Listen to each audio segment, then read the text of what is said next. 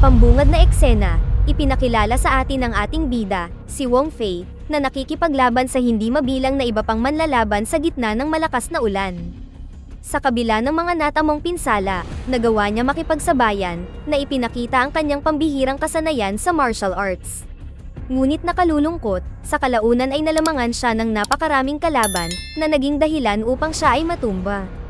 Habang wala siyang malay, ipinakita sa atin ang mga araw mula sa pagkabata ni Fei, nang sila ng kanyang ama ay nagpapatakbo ng bahay ampunan.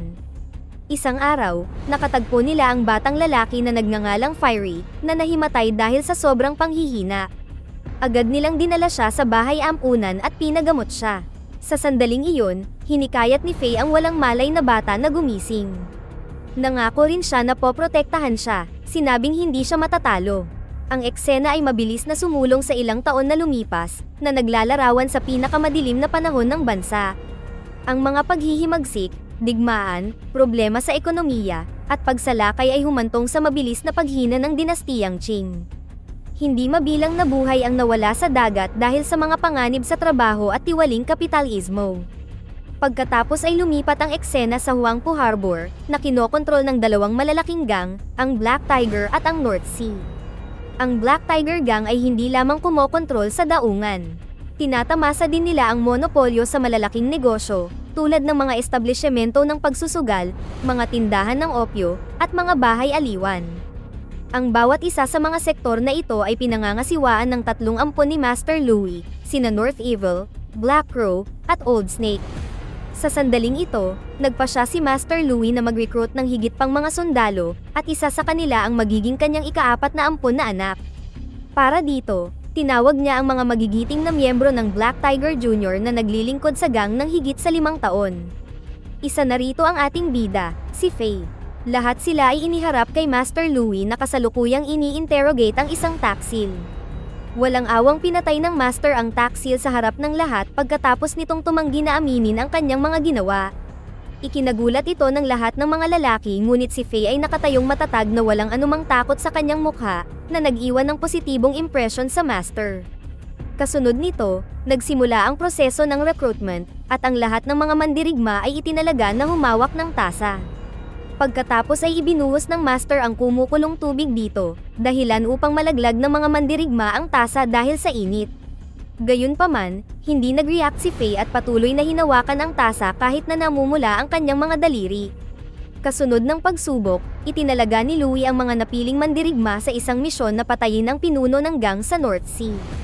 Ang sinumang makakagawa nito ay pipiliin bilang kanyang ikaapat na ampon. Determinado na makuha ang posisyon, pinasok ni Fei ang punong tanggapan ng gang ng North Sea kinabukasan. Doon, kumpiyansa siyang nakipaglaban sa mga gwardya at pinasuko sila. Pagkatapos ay humarap siya sa pinuno, at naganap ang matinding labanan sa pagitan ng dalawa. Gamit ang husay niya sa martial arts, nagtagumpay si Fei na manaig at pinugutan ng ulo ang kalaban gamit ang espada. Makalipas ang ilang sandali, isang pulutong ng mga miyembro ng North Sea Gang ang humarap sa kanya, na nagpasimula ng labanan na isa laban sa lahat. Ito ang sandali na ang ating bida ay natumba, gaya ng ipinakita sa umpisa.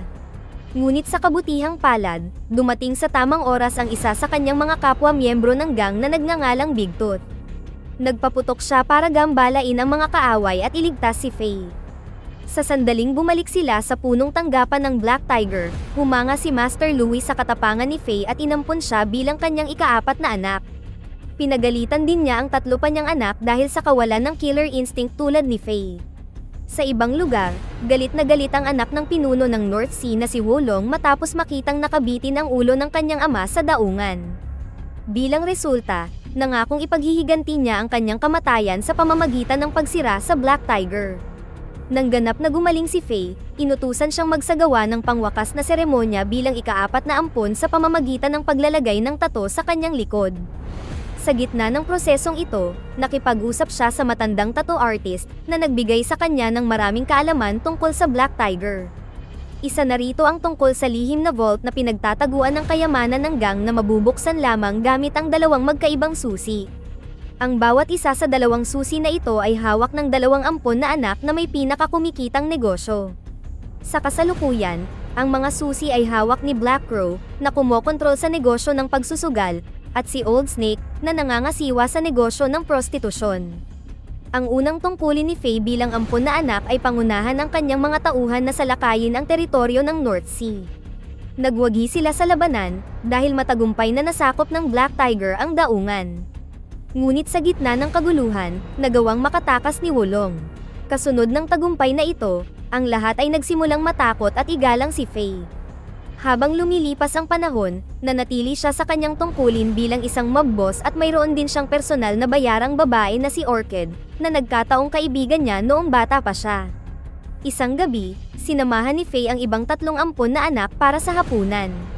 Lahat ay natutuwa sa kanyang tagumpay, maliban kay North Evil, na tila naiinggit. Sinubukan pa niyang magdulot ng away ngunit pinanatili ni Faye ang pagiging mahinahon at piniling huwag siyang pansinin.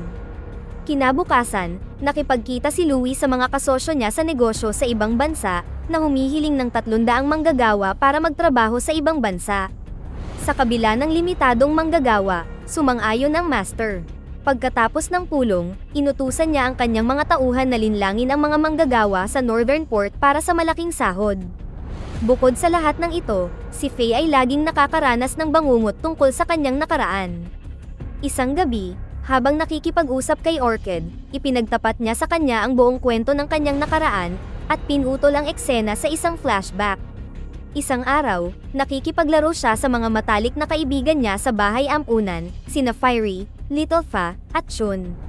Noong panahong iyon, puwersahang kanidnap si Fa ng miyembro ng Black Tiger Gang para ibenta sa bahay aliwan.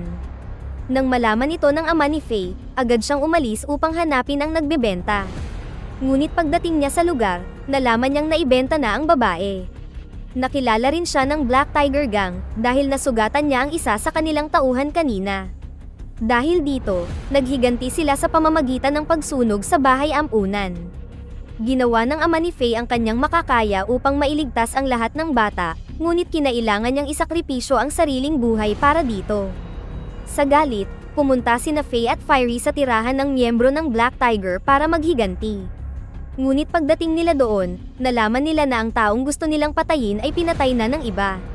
Sa resulta, ang dalawang magkaibigan ay kinuha ng isang monghe, na nagsanay sa kanila sa loob ng maraming taon sa martial arts. Pagbalik nila, bumuo sila ng grupo na tinawag na Orphan Gang. Pagkatapos ay nanumpa silang ipaghihiganti ang pagkamatay ng ama ni Faye pati na rin ang lahat ng kanilang mga magulang na naging biktima ng pang-aalipin ng Black Tiger.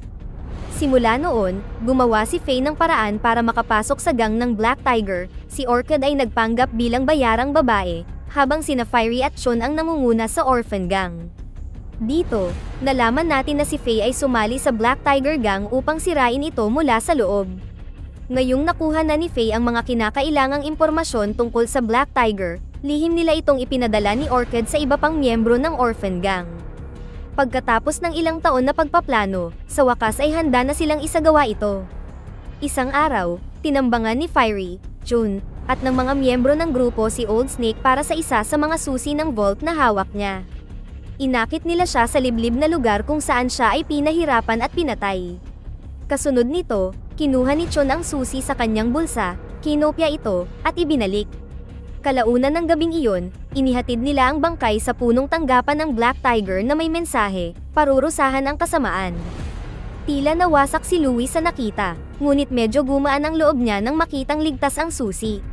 Pagkatapos ay ipinagkatiwala niya ang susi kay North Evil, at hiniling sa kanya na panatilihin itong ligtas. Sa sumunod na eksena, nakipagkita si Faye kay Fiery sa ilalim ng pagkukunwari ng pangingisda at kinuha ang kopya na susi para sa ikalawang yugto ng kanilang plano.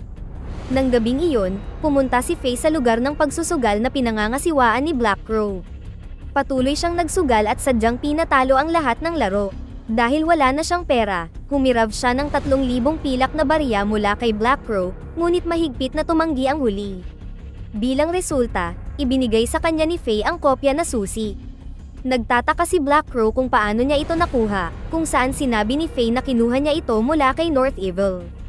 Pagkatapos ay inakusahan ni Faye si North Evil na sinusubukang i-duplicate ang susi bago pa man ipinagkatiwala sa kanya ni Master Louie ang susi. May pag-aalinlangan si Black Crow, kaya dinala niya si Faye sa vault na matatagpuan sa malayong bahagi ng lungsod. Ang kanyang hinala ay ganap na napawi nang mabuksan ang vault ng susi na ibinigay ni Faye. Pagkatapos, pumunta si Faye sa lugar ng pangingisda at nakipagkita kay Fiery. Ipinaalam niya kay Fiery ang tungkol sa lokasyon ng vault, at nagsimula silang magplano ng kanilang susunod na hakbang. Kinaumagahan, nagbalat kayo si Chon bilang labandera at pumasok sa lugar ni Faye. Nandito siya para ihatid ang mensahe tungkol sa kung kailan isasagawa ang kanilang plano. Sa sandaling iyon, nakita ni Chon si Orchid na masyadong malapit kay Faye, na nagparamdam sa kanya ng selos. Dito, nalaman natin na sa simula pa lang ay may gusto na sina Faye at Chon sa isa't isa. Gayunpaman, alam ni Faye na may gusto rin si Fiery kay Chon, kaya hindi niya sinasabi ang nararamdaman niya. Sa parehong gabi, ipinakita ni Louie kay Faye ang mga koleksyon niya ng espada. Samantala, nakakuha ng impormasyon si Wolong na walang mga gwardya, kaya naglunsad siya ng pag-atake sa kanila. Hindi nagtagal, isang matinding labanan ang naganap sa pagitan ng dalawang partido. Nakipaglaban si Faye sa pinuno, habang si Master Louie ang humarap sa mga alapores. Ang labanan ni Faye at Wolong ay tila matindi, dahil pareho silang nagpakita ng pantay na husay sa espada. Sa kalaunan, nagawa ni Faye na mangibabaw sa labanan at itinutok sa kanya ang espada. Ayaw niyang patayin siya, ngunit sinipa ni Master Louie ang espada mula sa likuran, na nagdulot ng nakamamatay na pinsala sa katawan ni Wolong. Samantala, sinimulan na ng orphan gang ang kanilang pagsalakay sa pamamagitan ng pagsunog sa mga tindahan ng opium. Dumiretso din sila sa vault at itinumba ang mga gwardya doon. Kasunod nito, inakit ni Chon at ng ilang miyembro ng grupo ang kanilang pangunahing target, si Black Crow, sa isang liblib na lugar, habang ginagambala ni Fiery ang mga alapores palayo sa kanilang amo. Hindi nagtagal, napansin ni Master Louie ang apoy mula sa malayo, kaya agad niyang inutusan si Faye na tingnan. Ngunit sa halip na pumunta sa lugar na may sunog, pumunta si Faye sa liblib na lugar kung saan nakulong ni Chon si Black Crow. Walang pag-aaksaya ng oras, tinapos nila siya at pinalabas na pinatay siya ni North Evil. Ngunit sa kasamaang palad, si Fiery ay nalamangan ng mga alapores, dahilan upang siya ay mahuli. Nang maglaon, nang bumalik si Faye sa punong tanggapan, nagulat siya nang makitang nakagapos at pinahihirapan ang kanyang matalik na kaibigan. Tinanong ni Louie ang kinaroroonan ng kanyang mga kasama, at ibinunyag ni Fiery na ninakaw nila ang laman ng vault.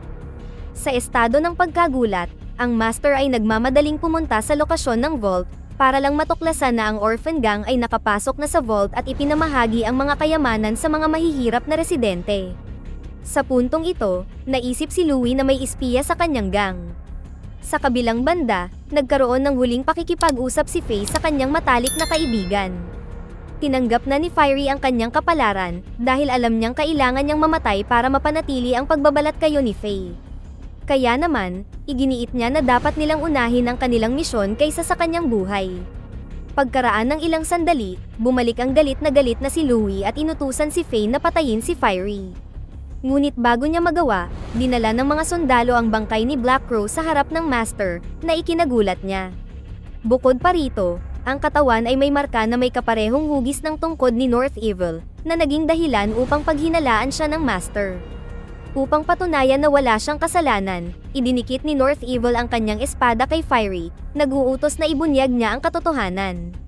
Gayunpaman, pinatay ni Fiery ang kanyang sarili gamit ang espada na nakadikit sa kanyang leeg. Dahil sa pangyayaring ito, lumalabas na parang sinusubukang pagtakpan ni North Evil ang kanyang ginawa. Sa kabila ng hinala, lumayo si Louie nang walang anumang aksyon. Para naman sa ating bida, nalungkot siya sa pagkawala ng matalik na kaibigan, at sinimulan niyang alalahanin ang lahat ng mga alaala na magkasama sila. Kinaumagahan, umiyak si Faye sa mga bisig ni Orchid, nagdadalamhati sa kanyang pagkawala. Sinubukan niyang pakalmahin siya at hinikayat siyang manatiling nakatuon sa kanilang misyon. Sinabi rin ng babae na may plano siya ngunit hindi pa ito sinabi sa kanya sa ngayon. Nang gabing iyon, nag-e-enjoy si North Evil sa kanyang spa nang lapitan siya ni Orchid at ng kanyang kasamahan. Nakapasok sila sa pamamagitan ng pagsasabi na mayroon silang isisiwalat na lihim tungkol kay Faye. Pagdating sa silid, isiniwalat ni Orchid na si Faye ang nagnakaw ng kayamanan sa vault at pumatay kay Black Crow at Old Snake. Higit pa rito, inihayag niya na ang tunay na pangalan niya ay Fa, na ibinenta sa bahay aliwan na ito noong bata pa siya. Sa impormasyong ito, nakuha niya ang tiwala ni North Evil at sinimulan siyang akitin. Sa paniniwalang na-distract niya siya, sinubukan ni Fa na saksakin siya ng kanyang matulis na hairpin, ngunit hindi ganon kadaling linlangin si North Evil. Walang awa niyang nilunod siya hanggang sa mamatay bago hinarap ang kanyang kasamahan. Ngunit sa sandaling ito, ipinahayag ng huli ang kanyang sarili na si Chun. Agad niyang inihataw ang kanyang kutsilyo at tinapos si North Evil sa isang nakamamatay na atake. Kinaumagahan, sina Faye at Chun, kasama ang buong grupo ng mga ulila, ay nagbigay ng kanilang huling parangal sa libingan ni Fiery at Orchid. Kasunod nito, binigyang diin ni Faye na ngayon na ang panahon para gumawa sila ng revolusyon. Sinimulan nila ang pamamahagi ng mga sulat sa lahat ng mga mamamayan, na hinihimok silang sumali na labanan ang Black Tiger. Pagkatapos ay sinanay sila ni Faye sa martial arts upang madagdagan ang kanilang puwersa. Sa gitna nito, napalaya din nila ang 300 manggagawa, na ibebenta sana sa ibang bansa. Ang buong lungsod ay nasa panig na ngayon ni Faye, at magkakasama, nagtipon sila sa labas ng punong tanggapan ng Black Tiger. Ang kanilang bilang ay sobra-sobra na upang lipulin ang Black Tiger, ngunit ayaw ni Faye ng karagdagang pagdanak ng dugo. Kaya, hinamon niya si Louie sa isang tunggalian, na agad namang tinanggap ng huli. Pagkatapos ay pumasok si Faye sa gusali, at ang una niyang ginawa ay sinunog ang lugar upang sunugin ang buong punong tanggapan. Pagkatapos nito, nagsimula ang tunggalian sa gitna ng apoy. Matindi ang labanan, dahil pareho silang mahusay. Samantala, lumalala na ang apoy, kaya napunta sila sa mga rafters. Pagkaraan ng ilang sandali ng matinding tunggalian, nagawa ni Faye na mangibabaw sa labanan, sinaktan niya si Louie ng sunod-sunod na pag-atake, na nagpatumba sa kanya sa mga rafters. Ngunit ayaw niyang patayin ang kanyang ama-amahan, kaya hinawakan niya ang kamay nito sa tamang oras. Gayunpaman, tinanggihan ni Louie ang kanyang tulong at hinayaan ang kanyang sarili na lamunin ng apoy sa halip na mamuhay na puno ng kahihiyan. Ngayon na tuluyang nawala ang Black Tiger, ang Wangpu Harbor ay napalaya mula sa pang-aapi. Ngayon, si Faye at ang kanyang orphan gang ang namamahala sa lungsod. Nagtapos ang pelikula kay Faye na nagbukas ng bagong paaralan ng martial arts, na sumisimbolo sa kanyang tungkulin bilang tagapagtanggol ng lungsod at ang pagsisimula ng bagong panahon ng kapayapaan at kasaganaan. Dito na nagtatapos ang ating kwento. Sana ay nagustuhan nyo. Mag-subscribe na kung hindi ka pa nakasubscribe, pindutin na rin ang notification bell at like button upang matulungan ang channel, and leave a comment down below, and as always, thank you for watching.